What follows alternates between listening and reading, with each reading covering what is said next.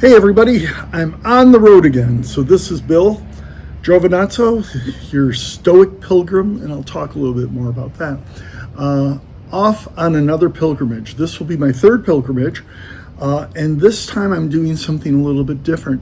I'm going to be walking the Via Francigena, and that one is an equally old pilgrimage to the Camino de Santiago, but rather than in Spain, I'm going to be walking through Italy. And how can you not love walking through Italy?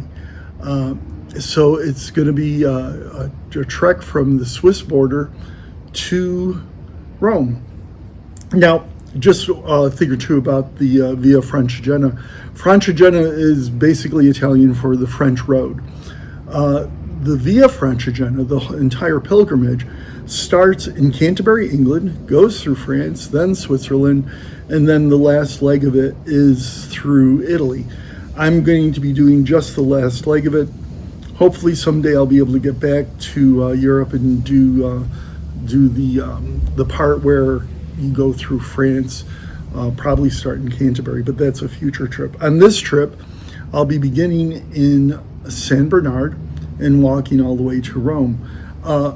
It's an equally old pilgrimage as the one in Spain. It started in 990, and the Archbishop of Canterbury took this route to go to Rome, and he documented it well. And since then, it's become a favorite pilgrimage of many people. I'm looking forward to it. I'm looking forward to it not only because it's taking me through parts of Italy and through the small towns where you really get to meet the people. That's one of the many benefits of doing these trips. The other aspect of it is that it is a pilgrimage. And I want to make a distinction here between a pilgrimage and simply a long walk. As I had noted earlier, this will be my third pilgrimage.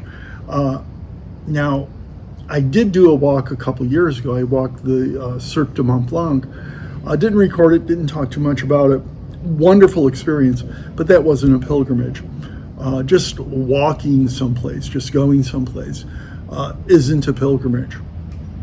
The idea of a pilgrimage is that where you're walking someplace new, someplace different, as of course Mont Blanc was for me. Beautiful place, beautiful countryside.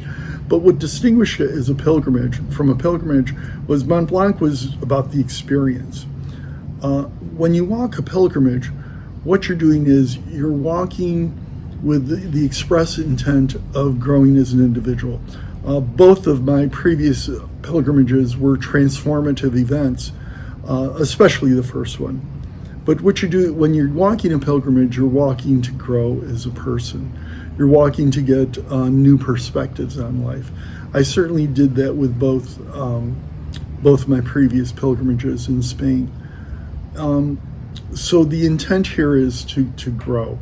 The intent is to go through a change.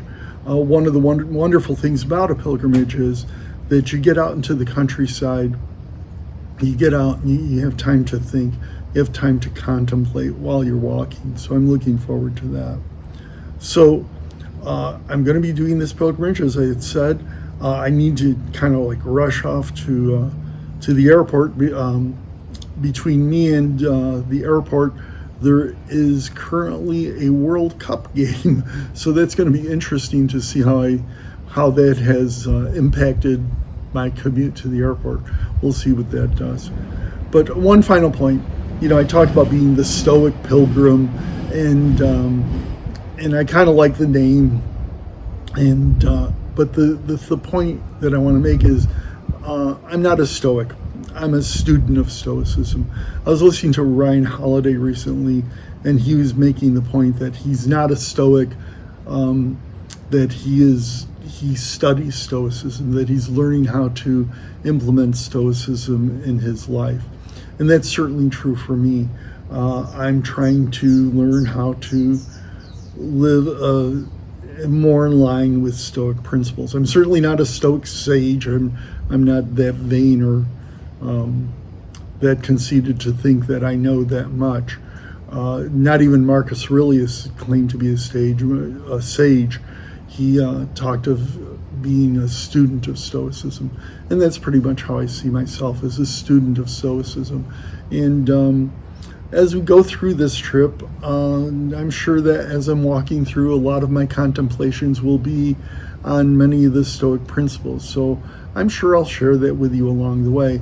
But more importantly, what I want to share with you along the way is Italy, is the Italian culture, something I have a great love for.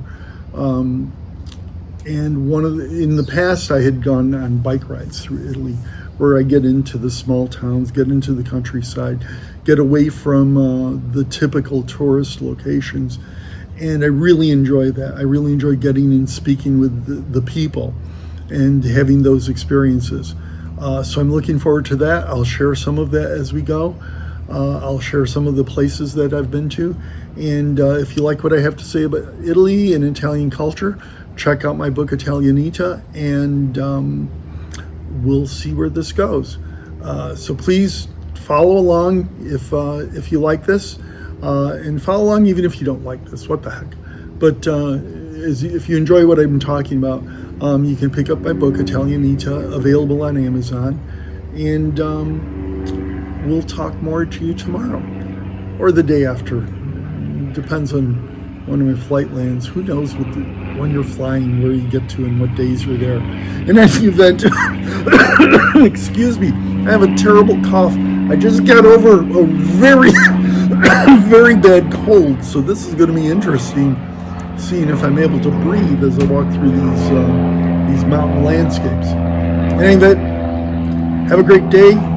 Follow along, and hopefully the next time you see me, it'll be in Italy.